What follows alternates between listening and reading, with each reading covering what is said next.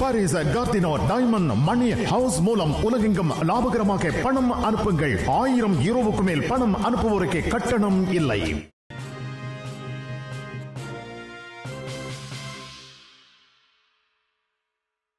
அமெரிக்காவில் தொடரும் போராட்டம். வன்முறையை நிறுத்தாவிட்டால் ராணுவத்தை பயன்படுத்துவேன், ட்ரம்ப் எச்சரிக்கை.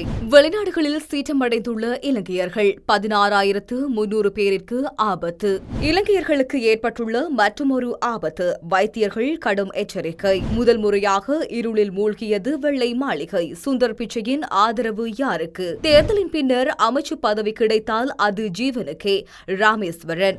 நிலை தடுமாறும் டொனால்ட் ட்ரம்ப். வரலாற்றில் அமெரிக்காவில் ஏற்பட்ட மோசமான சூழல். இன்று முதல் ஸ்ரீலங்கா முழுவதும் களத்தில் இறங்கும் விசேட அதிரடி படை. இந்திய எல்லைக்கு மிக அருகே வந்த சீனாவின் போர் விமானங்கள்.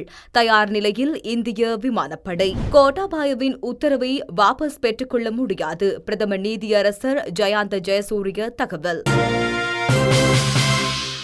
அமெரிக்காவில் போராட்டக்காரர்கள் வன்முறையை நிறுத்தாவிட்டால் ராணுவத்தை பயன்படுத்தப் போவதாக ஜனாதிபதி டொனால்ட் ட்ரம்ப் எச்சரிக்கை விடுத்துள்ளார். அமெரிக்காவில் மின்னசோட்டா மாகாணத்தின் தலைநகரான மினியாபோலிஸில் கருப்பு இனத்தைச் சேர்ந்த 46 வயதுடைய ஜார்ஜ் பிளாய்ட் என்பவர் போலீஸ் அதிகாரிகளின் பிடியில் கடந்த வாரம் கொல்லப்பட்ட சம்பவம் பெரும் கொந்தளிப்பை ஏற்படுத்தியுள்ளது. தொடர்ந்து 6வது நாளாக நேற்று முன்தினம் நாடு முழுவதும் பல்வேறு நகரங்களில் கருப்பர் இன மக்கள் திரண்டு வந்து போராட்டங்களை நடத்தினர். இந்த போராட்டங்களில் வன்முறை வெடித்தது. போலீஸ் வாகனங்கள் தீக்கிரையாகின. கடைகள் கொள்ளையடிக்கப்பட்டன. போராட்டக்காரர்களுக்கும் கலவர தடுப்பு போலீசாருக்கும் இடையே New York, Chicago, Philadelphia, Los Angeles நகரங்களில் மோதல்கள் நடைபெற்றன. போராட்டக்காரர்களை போலீசார் கண்ணீர் புகை குண்டுகளையும் ரப்பர் தோட்டாக்களையும் வெடித்து விரட்டியடித்தனர். 40 நகரங்களில் ஊரடங்கு போடப்பட்டுள்ளது. ஆனால் அதை பொருட்படுத்தாமல் மக்கள் வீடுகளை விட்டு வெளியே கூடி வந்து போராட்டங்களில் ஈடுபடுகின்றனர். 15 மாகாணங்களிலும் வாஷிங்டனிலும் 5000 தேசிய போலீஸ் படையினரும் உள்நாட்டு அவசர நிலைகளுக்கான ராணுவ படையினரும் பாதுகாப்பாக குவிக்கப்பட்டுள்ளனர். வாஷிங்டன் வெள்ளை மாளிகை முன்பாக மீண்டும் போராட்டக்காரர்கள் திரண்டனர். அவர்கள் கலவர தடுப்பு போலீசார் மீது கற்களை எறிந்ததால் பரபரப்பு நிலவியது.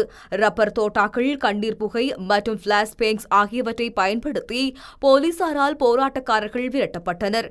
முக்கிய நகரங்கள் பல கலவரத்தினால் மீண்டும் ஊரடங்கு நடவடிக்கைக்கு கொண்டுவரப்பட்டுள்ளது. 1960 காலகட்டத்திற்கு பின்னர் இதுபோன்ற ஒரு நிலையை அமெரிக்காவில் கண்டதில்லை என சமூக அரசியல் ஆய்வாளர்கள் தெரிவிக்கின்றனர்.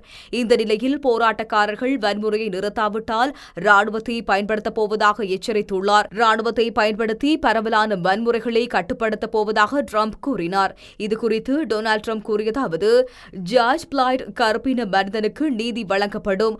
ஜனாதிபதியாக எனது முதல் மற்றும் மிக உயர்ந்த கடமை நமது பெரிய நாட்டையும் அமெரிக்க மக்களையும் பாதுகாப்பதாகும். நமது தேசத்தின் சட்டங்களை நிலைநிறுத்துவதாக நான் சத்தியம் செய்துள்ளேன். அதைத்தான் நான் செய்வேன். ஒரு நகரம் அல்லது மாநில நிர்வாகம் தங்கள் மக்களின் வாழ்க்கை மற்றும் சொத்துக்களை பாதுகாக்க தேவையான நடவடிக்கைகளை எடுக்க வேண்டும். மறுத்தால் நான் அமெரிக்க ராணுவத்தை கொண்டு வருவேன். பிரச்சினையை விரைவாக தீர்ப்பேன் எனவும் கூறினார். போராட்டக்காரர்களுக்கு எதிராக ராணுவத்தை பயன்படுத்தப் போவதாக ட்ரம்ப் அச்சுறுத்தியதால் பென்டகன் அதிகாரிகள் கவலை தெரிவித்துள்ளனர். மாலைத்தீவு, குவைத் உட்பட வெளிநாடுகளில் சிக்குண்டுள்ள இலங்கை தொழிலாளர்கள் நாட்டிற்கு திரும்புவதற்கான வழியில்லாததன் காரணமாக சீற்றமடைந்துள்ளனர். இதனைத் தொடர்ந்து இந்த நாடுகளில் உள்ள இலங்கை தூதரகங்களிற்கு அந்த நாடுகளின் போலீசார் பாதுகாப்பளித்து வருகின்றனர். இலங்கையின் வெளிவிவகார அமைச்சு இதுகுறித்து அறிவித்துள்ளது. கொரோனா வைரஸ் காரணமாக இலங்கை தொழிலாளர்கள் தங்கள் வேலைகளை இழந்துள்ளதுடன் தங்குமிடங்களையும் இழந்துள்ளதுடன் ஒருவேளை உணவிற்கே பெரும்பாடு படுகின்றனர். வளைகுடாவின் கடுமையான தொழிற்சட்டங்கள் காரணமாக இலங்கை தொழிலாளர்கள் பலர் சட்டவிரோத நிலைக்கு தள்ளப்பட்டுள்ளனர். இதன் காரணமாக நோய்வாய்ப்பட்டால் கூட அவர்களுக்கு சிகிச்சை கிடைப்பதற்கான வாய்ப்பு குறைவாகவே காணப்படுகின்றது. கோவிட்-19 குவைத்தில் உள்ள இலங்கை தொழிலாளர்கள் மத்தியில் முன்னரே பரவ ஆரம்பித்துவிட்டது. குவைத்தில் உள்ள பொது மன்னிப்பு மற்றும் நாடு கடத்துவதற்கான முகாம்களில் ஏற்கனவே பரவ ஆரம்பித்துவிட்டது. இந்த நிலையிலேயே இலங்கையர்கள் மே 20 இலங்கைக்கு அழைத்து வரப்பட்டனர். குவைத்தில் 16,300 இலங்கையர்கள் ஆபத்தில் நெருக்கடியான நிலையில் உள்ளனர். அவர்கள் இலங்கை திரும்ப விரும்புகின்றனர் என உத்தியோகபூர்வ வட்டாரங்கள் தெரிவித்துள்ளன. இலங்கையின் பல பகுதிகளில் எலிக்காய்ச்சல் வேகமாக பரவும் ஆபத்துகள் உள்ளதாக தொற்றுநோய் பிரிவின் விசேட வைத்தியர் சுதத் சமரவீர தெரிவித்துள்ளார். நாடு முழுவதும் எலிக்காய்ச்சல் பரவும் ஆபத்துகள் அதிகரித்துள்ளது. அத்துடன் இந்த நாட்களில் நிலவும் மழையுடனான காலநிலை காரணமாக இதன் வேகம் மேலும் அதிகரிக்கக்கூடும். பொதுமக்கள் இது தொடர்பில் மிகவும் அவதானமாக இருப்பது அவசியமாகும். எலிக்காய்ச்சல் பாக்டீரியா மூலம் பரவும் நோயாகும். எலி, பெருச்சாளி, எருமை மாடு போன்றவற்றினால் இந்த பாக்டீரியா பரவுகின்றது. விலங்குகளின் சிறுநீரகங்களில் வாழும் பாக்டீரியாக்கள் சிறுநீருடன் சுற்றுச்சூழலுக்கு வெளியிடப்படுகின்றன. நெல் வயல்கள் போன்ற நீர் அதிகம் கொண்ட பகுதிகளில் பாக்டீரியாக்கள் ஏராளமாக வாழ்கின்றன. நீரில் உள்ள பாக்டீரியாக்கள் வெட்டு காயங்கள், கீறல்கள், கண்கள் மற்றும் வாய் போன்றவைகளினால் உடலில் நுழைகின்றன. இந்த காய்ச்சலின் முக்கிய அறிகுறிகளாக திடீர் காய்ச்சல், தொண்டை புண், தசைவலி மற்றும் முதுகுவலி போன்ற அறிகுறிகள் காணப்படும்.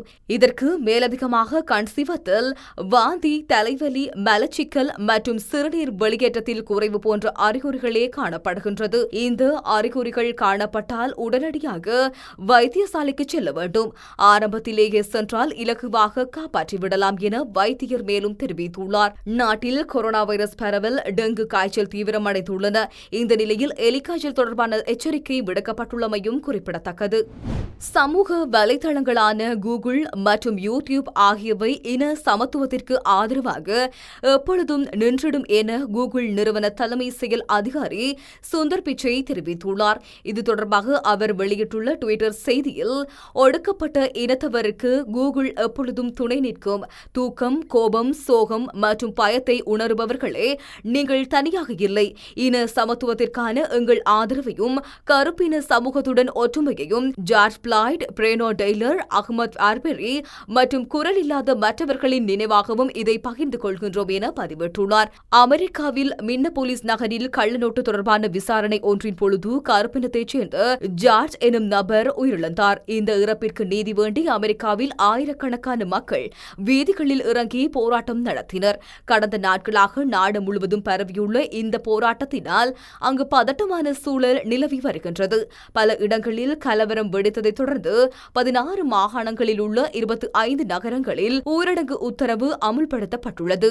மேலும் பல இடங்களில் போலீசார் கண்ணீர் புகை குண்டுகள் வீசியும் துப்பாக்கிச்சூடு நடத்தியும் போராட்டக்காரர்களை கலைத்து வருகின்றனர். வெள்ளை மாளிகையின் அருகிலும் போராட்டங்கள் அதிகரித்துள்ளதனால் வழக்கத்திற்கு மாறாக முதல் முறையாக வெள்ளை மாளிகையின் விளக்குகள் அனைத்தும் முற்றிலும் அணைக்கப்பட்டு அப்பகுதியே இருளில் மூழ்கியது. எதிர்வரும் நாடாளுமன்ற தேர்தலின் பின்னர் இலங்கை தொழிலாளர் காங்கிரசிற்கு அமைச்சு பதவி கிடைத்தால் அது அமரர் ஆறுமுகம் தொண்டமானின் புதல்வர் ஜீவன் தொண்டமானுக்கே வழங்கப்படும் என கட்சியின் நிதிச் செயலாளர் மருதபாண்டி ராமேஸ்வரன் தெரிவித்துள்ளார். கட்சியின் அடுத்த தலைவர் யார் என்பது இன்னும் 2 வாரங்களில் தீர்மானிக்கப்படும் எனவும் அவர் குறிப்பிட்டுள்ளார். கட்சியின் தலைமைத்துவ சபையினால் தலைமை பதவி குறித்து தீர்மானிக்கப்படும் என அவர் குறிப்பிட்டுள்ளார்.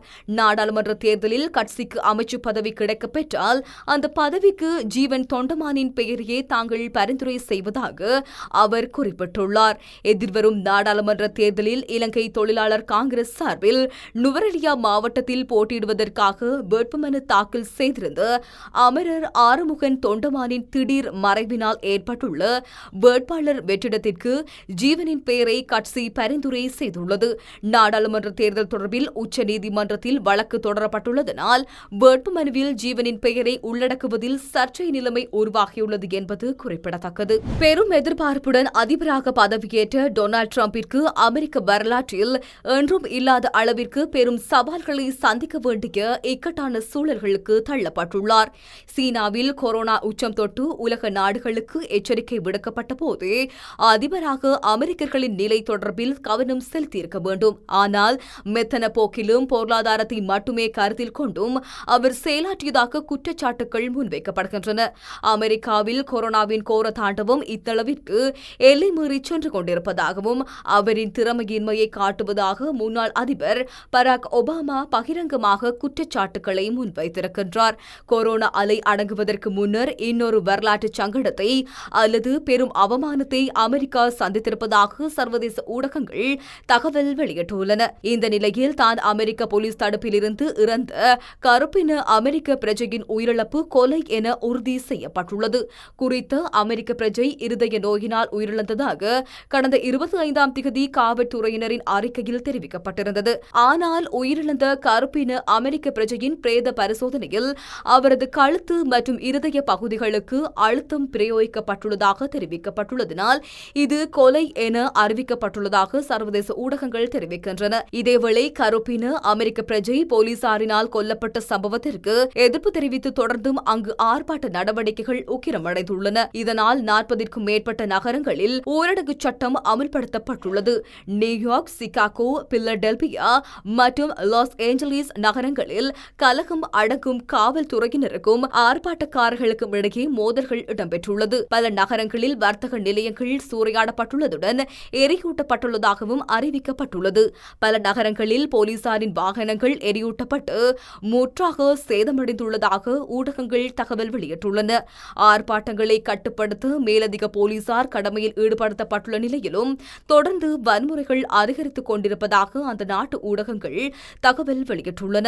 வரலாற்றில் அமெரிக்கா பெரும் பின்னடைவை சந்தித்துக் கொண்டிருப்பதாக கடுமையான விமர்சனங்களை ட்ரம்ப் எதிர்கொண்டிருக்கின்றார். இனத்துவேசத்தை அவர் விதைத்துக் கொண்டிருப்பதாகவும் போராட்டத்தை சரியான விதத்தில் கையாளவில்லை என்றும் பலத்த குற்றச்சாட்டுகள் எழுந்துள்ளமையும் குறிப்பிடத்தக்கது.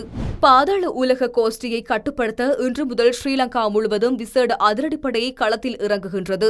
பதில் போலீஸ் மா அதிபர் தலைமையில் நேற்று நடந்த முக்கிய சந்திப்பில் இவ்விடயம் குறிப்பிடப்பட்டுள்ளது. இதன்பொழுது பாதாள உலக கோஷ்டியை ஒழிக்கும் செயற்திட்டத்தை விசேட அதிரடிப்படையினரிடம் ஒப்படைப்பதற்கு தீர்மானிக்கப்பட்டுள்ளது. கடந்த சில நாட்களாக மாளிகாவத்தி மற்றும் மொரட்டுவ பகுதிகளில் பாதாள உலக கோஷ்டியினர் சவால் விடுக்கும் வகையில் செயற்பட்டுள்ளனர். இவர்களை உடனடியாக கட்டுப்படுத்துமாறு ஜனாதிபதியும் உத்தரவிட்டுள்ளார். இந்த நிலையில் அடுத்து வரும் நாட்களில் இதற்கான பெறுபேறுகளை பார்க்கலாம் என்றும் போலீஸ் தரப்பில் கூறப்பட்டுள்ளது.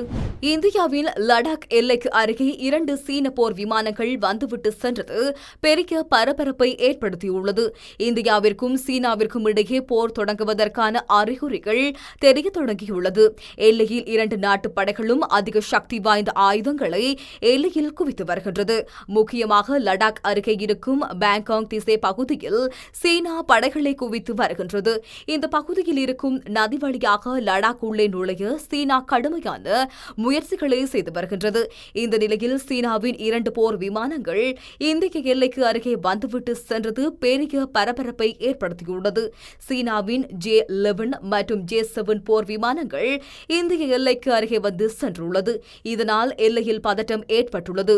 இந்த விமானங்கள் உளவு பார்க்க வந்திருக்கலாம் என்று கூறுகின்றார்கள். இதனால் அங்கு இந்திய விமானப்படை தற்போது தயார் நிலையில் உள்ளது. சீன விமானப்படை அத்துமீறினால் திருப்பி தாக்க தயாராக இந்திய விமானப்படை உள்ளது. ஏற்கனவே சீன எல்லையில் இருக்கும் லடாக் பகுதியில் சீனா போர் விமானங்களை குவித்து வருகின்றது. இதற்காக சீனா தனது விமான படைத்தளத்தை விரிவாக்கி உள்ளது. கடந்த மே மாதம் 5ஆம் தேதி சீன ஹெலிகாப்டர் லடாக் எல்லையில் அத்துமீறியது. அதன்பின் எல்லைக்கு அருகே மீண்டும் சீன விமானம் லடாக் அருகே வந்திருப்பது பெரிய அதிர்ச்சியை அளித்துள்ளது.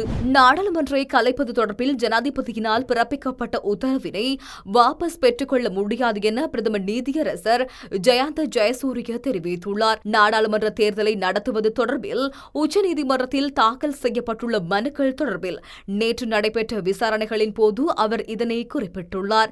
இதன்போது அவர் மேலும் கூறுகையில், நாடாளுமன்றத்தை கலைத்து தேர்தல்கள் நடத்துவதற்கு ஜனாதிபதி தீர்மானித்து உத்தரவு பிறப்பித்த பின்னர் அந்த தீர்மானத்தை திருத்தி அமைக்கவோ உத்தரவினை வாபஸ் பெற்றுக் கொள்ளவோ ஜனாதிபதிக்கு அரசியல் அமைப்பில் சந்தர்ப்பம் கிடையாது.